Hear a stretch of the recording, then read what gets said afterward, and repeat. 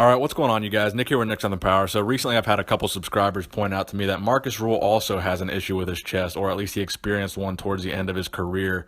So if you look at some photos of Markus from early on in his career, he had almost a seemingly perfect chest. There was no signs at all of any space, separation, gap, pec tear, any of that to be seen in his pecs. But towards the end of his career, in 2009-ish, I believe, you started to see this gap start to form between his pecs, and it looked pretty bad. It looked like there was a lot of nerve damage, muscle damage, whatever the case may be. It was a very, very noticeable situation right in the center of his pecs.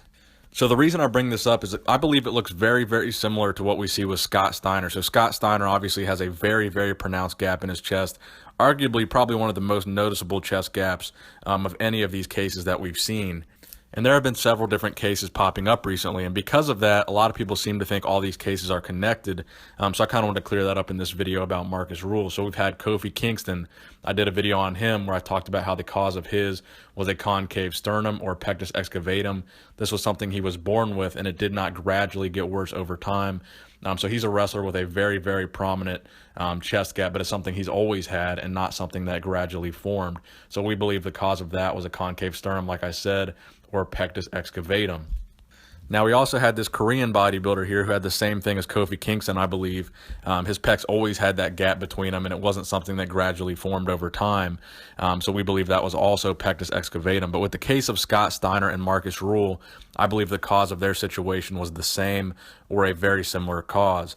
So back when we were talking about Scott Steiner and the whole Steinerism situation, I actually had a doctor explain 3 different scenarios that he believes could have caused Scott Steiner's chest situation in particular.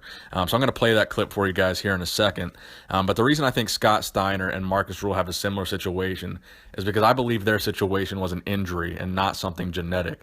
If you look at the photos of Scott Steiner's progression, or you could really say de-evolution over time, you can clearly see he goes from having this near perfect chest, just like Markus Ruhl, and slowly this gap gets larger and larger and more noticeable. Then you look at photos of Markus Ruhl, you see the exact same thing. You have a near perfect chest, and suddenly this gap appears. So this doctor that I featured on the channel, he has a YouTube channel as well. I believe the name of it is Moso the Show Starter. So he is a doctor, and he had a pretty good explanation, and he had 3 different he offered 3 different explanations to what could cause the situation. Basically, they were all rooted in an injury. So with Scott Steiner, I believe his injury was more of something that was caused repetitively over time rather than just one foul swoop, one major injury. I think Markus Ruhl's situation was probably the latter situation, where it was more of one large injury that suddenly happened, where it looks like the tendon seemed to have detached from the sternum completely. Whereas a guy like Scott Steiner, you're seeing him go in the ring week to week, suffering all kinds of trauma, potential nerve damage to the chest. And that's what this doctor talks about in his explanation, how it could be a nerve issue leading to the muscle to start to degenerate, basically, or it could be a straight up muscular injury like a pec tear, which I believe is more likely the case for Markus Ruhl. So I'm going to go ahead and play the doctor's clip for you guys here. I'm going to let you guys decide what you guys think, and then go ahead and comment in the comment section down below on what you think is causing Markus Ruhl's pec situation. I just thought this would be an interesting topic for a video because it seems to be relevant and along the same lines as some of the other videos that I've made about this chest gap phenomena, because we're starting to see it more and more. For whatever reason that may be, it just seems to be an interesting topic that people want to hear about. So let me know what you guys think in the comment section below. Thank you guys for watching the video. Please give it a thumbs up if you enjoyed it. Nick Strength and Power, signing out. I was recently requested, I guess one of my viewers wanted me to talk about a subject called Steinerism. I haven't heard of it. Apparently it's based off this wrestler. I watched some videos on what that was. So apparently it's a wrestler from the 80s or 90s. Again, I'm not familiar with the man. And he basically has an abnormal looking chest. Basically the center of his chest is separated out. The information, I guess the videos are on this guy's website, or I guess YouTube channel, Nick's Power and Fitness. I hope I'm saying it correctly.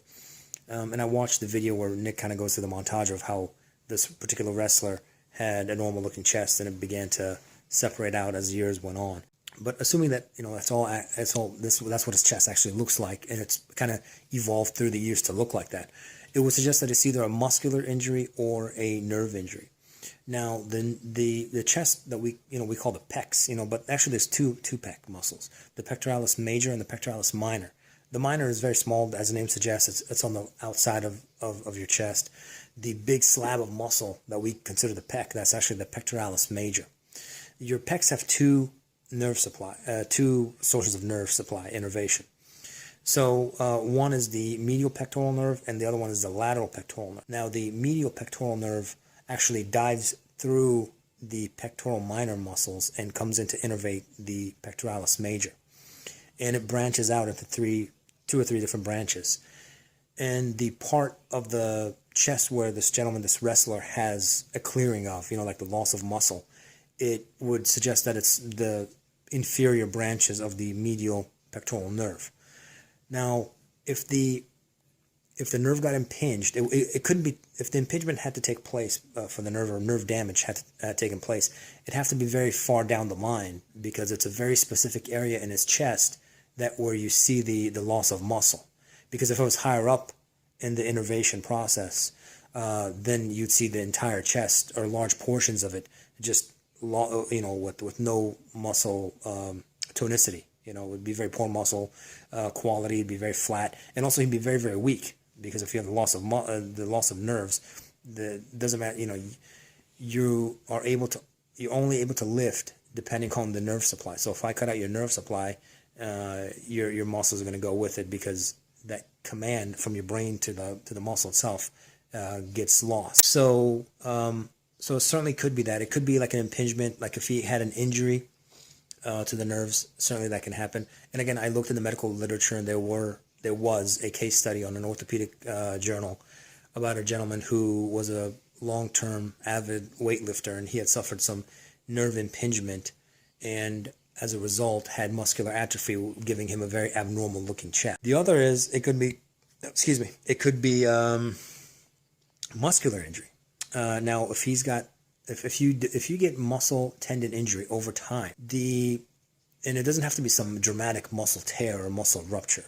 It could just be small incremental damage over the years, which would slowly but surely kind of change the anatomy of your chest wall muscles.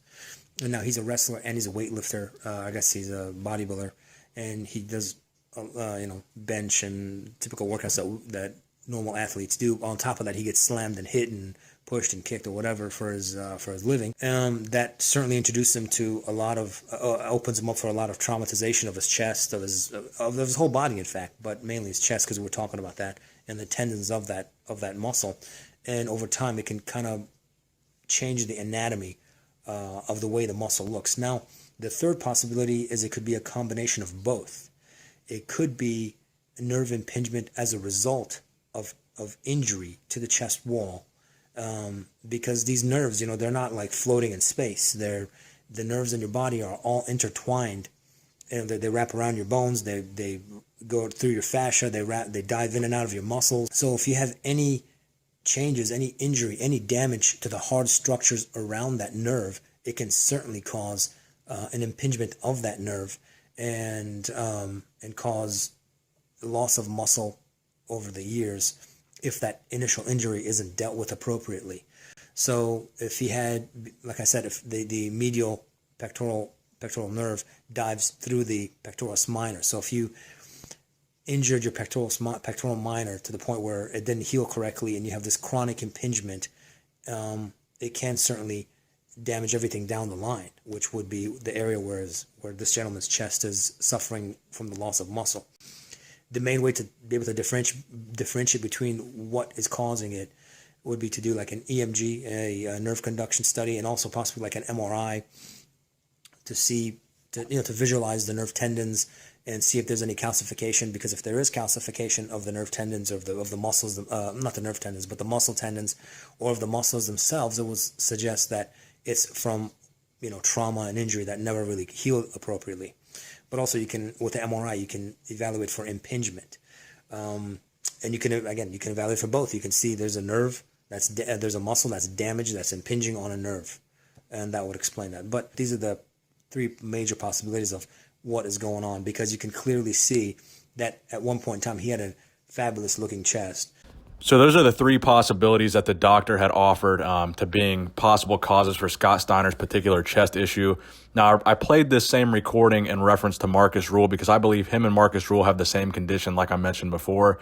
So these are three possibilities that could possibly cause this chest gap in somebody that was not born with it. So this is someone who was not born with a genetic predisposition to have a concave sternum or have this issue.